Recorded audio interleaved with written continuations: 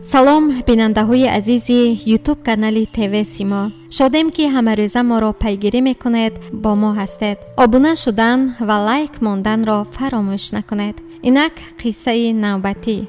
پسر خواست دوست داشته‌اش را خواستگاری کند.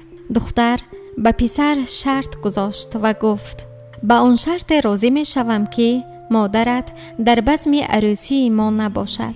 جوان در کار خود در ماند و حیران و لال ماند و نزد استاد خود رفته گفت استاد، وقتی 1 ساله بودم پدرم از دنیا گذشت و مادرم برای آنکه مرا به وای رساند در خانه های مردم لباس می شست.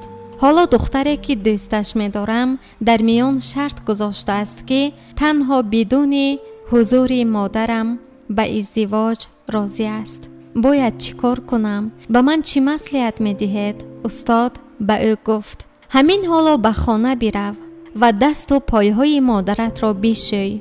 فردا نزد من بیا تا بگویم که چی کار باید بکنی.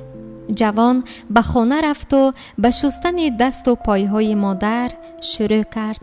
هنگام مالیدن دستان مادر پی برد که از شدت شستن لباسهای مردم به قوت و فرسوده شده بودند. پایهای کفیده‌اش دستان پسر را می خراشید.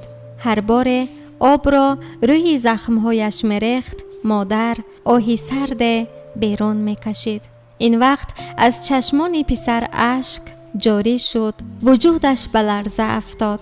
دیگر نخواست بلکه نتوانست تا فردا صبر کند. خودی همان روز نزد استاد خود حاضر شد و در حالی که هنوز هم گریه گلوگیرش بود گفت سپاسگزارم استاد عزیزم که راه درست را برایم نشان دادید.